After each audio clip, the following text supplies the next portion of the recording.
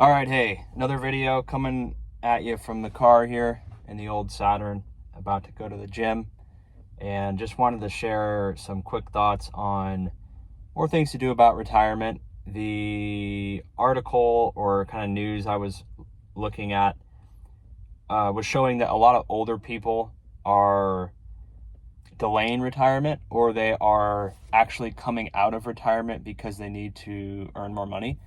So whatever retirement plan they were on most of their career or most of their working life was maybe working up until a few years ago.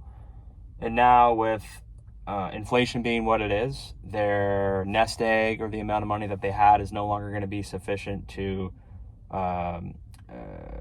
provide the lifestyle that they wanted.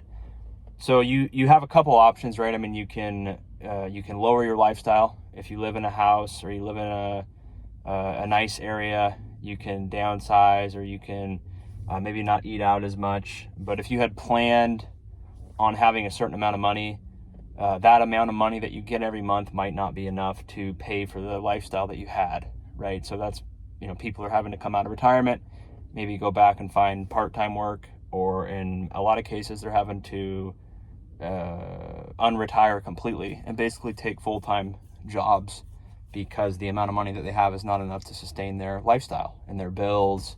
And maybe they have a mortgage, maybe they don't, but they just have expenses, and they can no longer afford it on a fixed income or with Social Security. Social Security, again, is not designed to really be like the sole income for retirement. It's not going to work. It's simply not enough.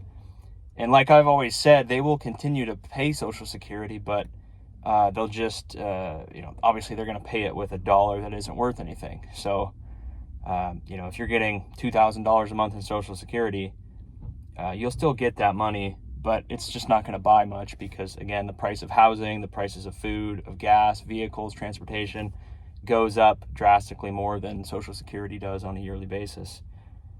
So people that planned on having just Social Security and a modest 401k or some savings, if you have a lifestyle that isn't very, very low budget, you're probably going to be not in great shape. And, I was watching another video just on the 401k in general, and how it's somewhat of a poor investment vehicle compared to other programs out there. And I don't know. I mean, if you're a younger person, you probably don't want to be putting in a bunch of money into an account that's getting 5 or 6%, right? Because that's, again, 5 or 6% is really not that great if you consider that inflation is at least that much, if not higher. I think inflation on a real inflation the last few years has been well over 10%. If you consider just the cost of living, if you don't own, even if you own a house, right? You're getting that 10%, but then you have to go buy a house somewhere else, and the house went up, 10 or 12 or 14% as well. So real inflation oftentimes outpaces what a 401k is going to do on a real inflation adjusted return. So is that really the best place for your money to be parked? I mean, it's not the worst place. I can think of a lot worse places that you could put your money, or you could simply not invest, and you could just have cash, and you could be spending your money and not having it really work for you. So that's probably the worst thing to do. So if you can, you want to put some money into your retirement account, probably up to the amount that the employer is matching you. But anything beyond that, you kind of have to ask yourself, can I do better than 6, 7, 8%, whatever their target rate is?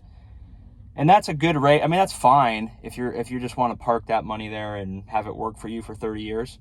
But if you're looking to have a good rate of return, there's probably other things that you can do to get a better return on investment. And that's what these people, that are getting close to retirement, maybe they were sold that if they just, worked and put their money into a retirement account, that they would be fine. And a lot of people are. Like, if you worked 30 years and you made a good income, you're going to probably be okay. As long as you live a relatively modest lifestyle, you're not going to have millions of dollars probably in the bank. You're not going to have multiple houses or anything, but you might have a paid off house and a couple decent cars, and you can go out to eat and you won't have to worry about money. But for a lot of people, maybe the stock market didn't do as well. They're in an investment account that didn't do as well. Maybe they didn't own their home, or they were renting, and now they can't afford anything, right? If they retire, they no longer have that income, and that income is like a lifeline for a lot of people. Because if they're only reliant on Social Security and let's say like $500,000 of a retirement account, $500,000 is what, if you take like a 4% rule on that, is like, what is that, $20,000 a month? Or I'm sorry, $20,000 a year, $20,000 to $25,000 a year. So it's basically like double the Social Security. So if you have $500,000 in a 401k, and you have, obviously, let's just say you own your house and you have Social Security of $2,000 a month, then your monthly income would be about $4,000 a month. So it's about $50,000 a year, roughly. So you can live on that. Especially if you're married, you're getting maybe another $20,000 to $25,000 a year. So that's $75,000.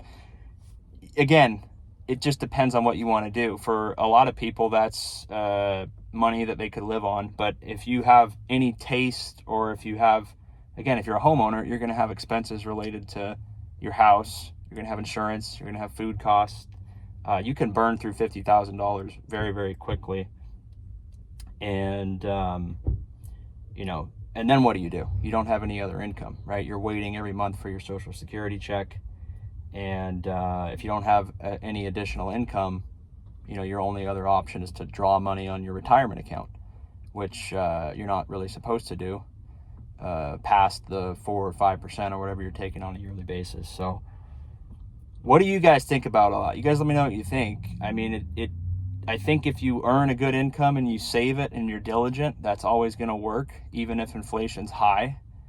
But for a lot of people, it's just kind of a sad story if they worked a good portion of their life and then it turns out, all that money they had has been devalued. And so now they're forced to go back and make additional income, at the age of 60 or 65 or even 70, because they need it. The cost of everything has gone up and they can no longer afford to live on just Social Security and like the 401k income. So let me know what you think. You guys put your comments below. We'll see you on the next one. Subscribe for more if you want. Take care.